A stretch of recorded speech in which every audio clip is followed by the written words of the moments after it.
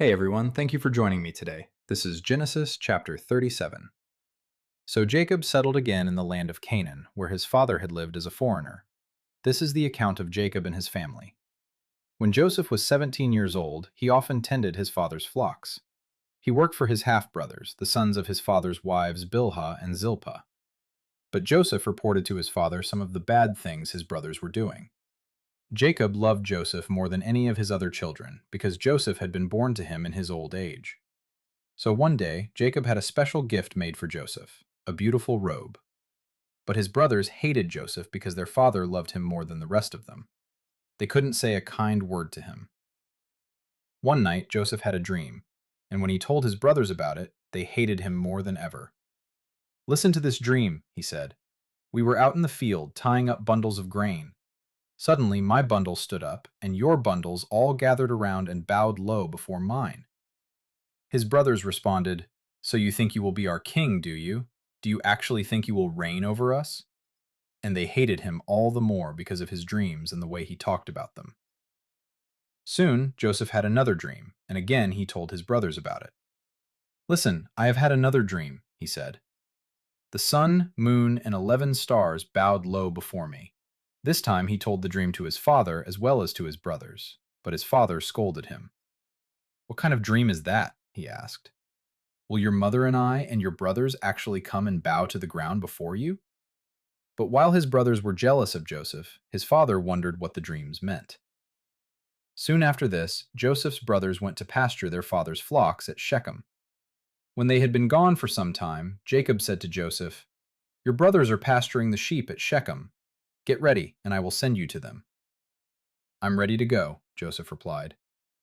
"Go and see how your brothers and the flocks are getting along," Jacob said. "Then come back and bring me a report." So Jacob sent him on his way, and Joseph traveled to Shechem from their home in the valley of Hebron. When he arrived there, a man from the area noticed him wandering around the countryside.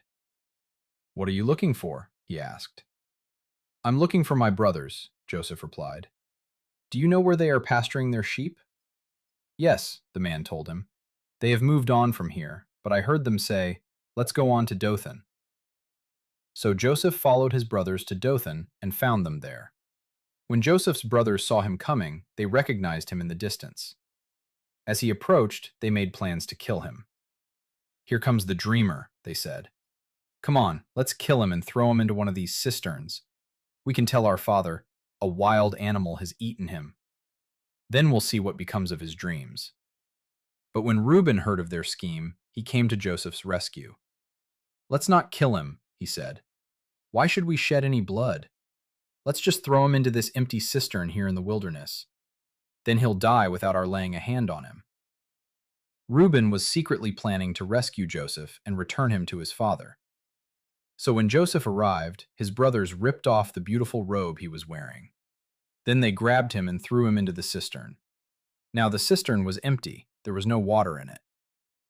Then, just as they were sitting down to eat, they looked up and saw a caravan of camels in the distance coming toward them. It was a group of Ishmaelite traders taking a load of gum, balm, and aromatic resin from Gilead down to Egypt. Judah said to his brothers, "What will we gain by killing our brother? We'd have to cover up the crime. Instead of hurting him, let's sell him to those Ishmaelite traders. After all, he is our brother, our own flesh and blood." And his brothers agreed. So when the Ishmaelites, who were Midianite traders, came by, Joseph's brothers pulled him out of the cistern and sold him to them for 20 pieces of silver. And the traders took him to Egypt. Sometime later, Reuben returned to get Joseph out of the cistern. When he discovered that Joseph was missing, he tore his clothes in grief. Then he went back to his brothers and lamented, "The boy is gone. What will I do now?" Then the brothers killed a young goat and dipped Joseph's robe in its blood. They sent the beautiful robe to their father with this message: "Look at what we found. Doesn't this robe belong to your son?" Their father recognized it immediately. "Yes," he said, "it is my son's robe. A wild animal must have eaten him. Joseph has clearly been torn to pieces."